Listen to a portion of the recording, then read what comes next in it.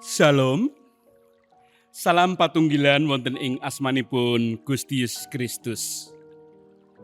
Bapak Ibu, para sedherek ingkang kinasih dening Gusti Yesus Kristus, kula Penatua Budiono saking Gikaji Prambanan Klasis Klaten Barat badhe maosaken renungan padinten Sabdo Winedar. Dinten Kamis tanggal 3 Juli 2026. Wacan ing dinten menika kapendhet saking Wulang Bebasan 12 ayat 1 dumugi gangsal, Jabur 100 gangsal ayat 8 dumugi 21, lan Filipi 1 ayat 12 dumugi gangsal 11. Dene renungan ing dinten menika kapethik saking Filipi 1 ayat 13 lan 19 ingkang pangandikanipun mekaten.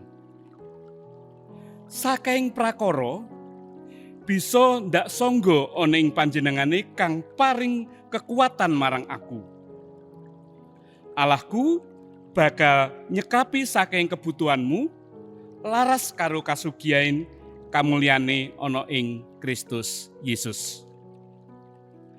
Mekaten ingkang badhe kita ras-rasaken ing wekdal menika lan waosan menika badhe kita suraos kanthi jejer ngaturaken panuwun ing sadaya kawontenan.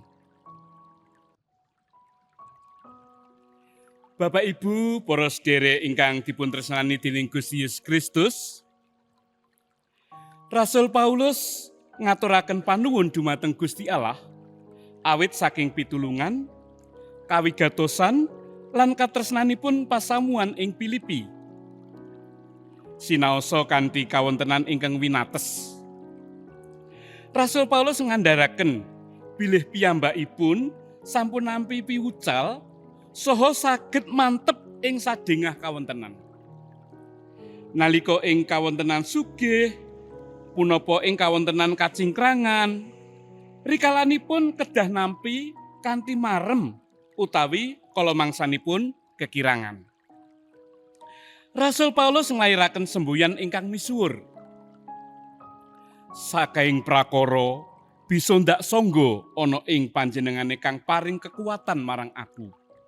Kapethik saking Filipi 1 ayat 13. Piwucal punika ngetingalaken gesang ingkang mantep, boten gumantung dumateng kekiyatan saking jawi, nanging lumantar kapitadosan dumateng Gusti Yesus.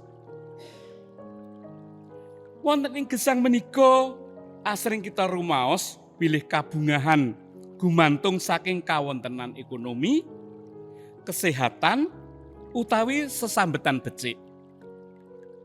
Nanging Paulus ngendikaken bilih kabegjan sejati menika kawiwitan saking raos cekap lan rasa syukur ingkang kalairaken kanthi tulusing manah.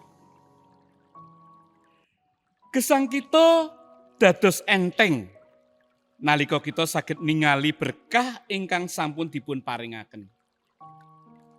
Boten ngendelaken samubarang ingkang dereng mesti kita lampahi.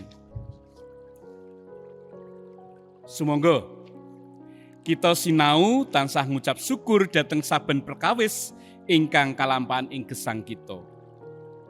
Nalika kita sehat, ngucap syukur. Nalika ketaman gerah, tetep ngunjukaken syukur.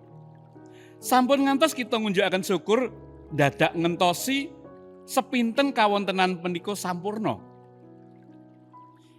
Ingkang tanpa godha lan sekeca sedayanipun menika mboten. Ananging saben wekdal ndedonga sinarengan raos cekap, sumarah lan ing tresna dumateng Gusti Allah.